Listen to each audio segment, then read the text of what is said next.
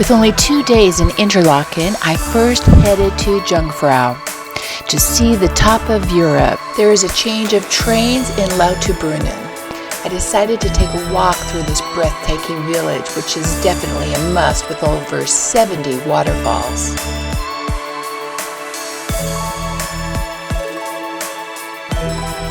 This village is so breathtaking that I did spend longer than planned, so I missed my train, but not to worry, they have plenty of trains throughout the day, so I caught the next one.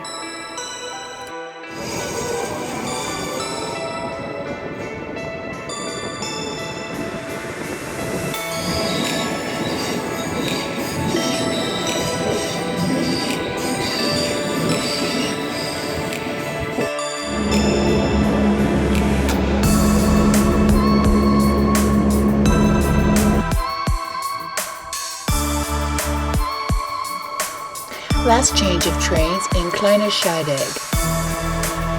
Here you'll be able to experience the Jungfraubahn, Europe's highest altitude railway. Once you arrive, there's plenty to do and see. You have the Sphinx, the Alpine Cessation, as well as the Ice Palace. Whoops, I sure didn't come prepared. So starting with the Ice Palace.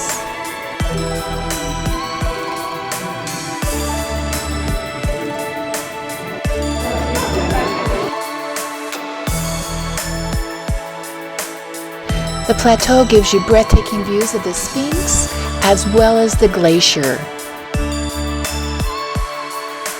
Then the Sphinx observation deck. With more amazing views on a clear day, you can see France and Germany.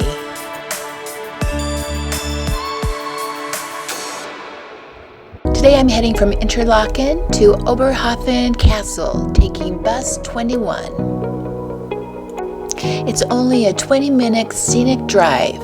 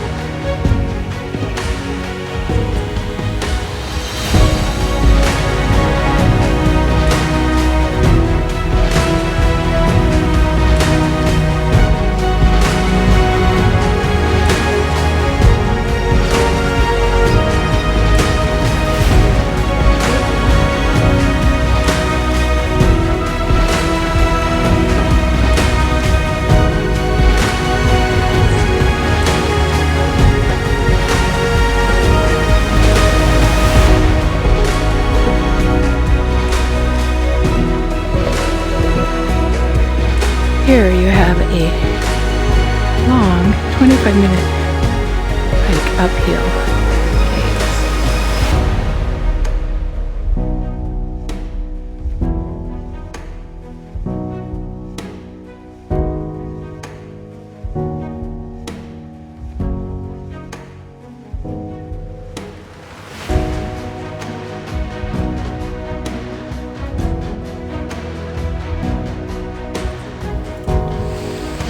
Thetis Caves are without a doubt probably the most impressive tourist attraction near Interlaken.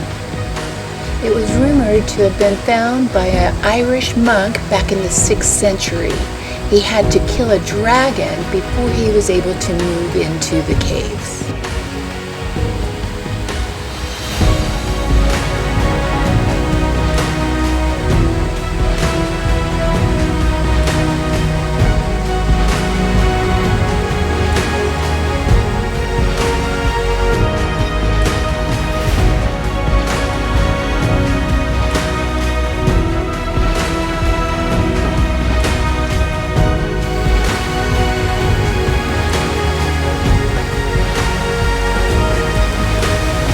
Interlaken West train station offers lockers for only 4 to 6 Swiss francs. So I dropped off my bags here this morning before taking my day tour, and now picking them up, catching my last train back to Zurich Airport for my late night flight to Amsterdam.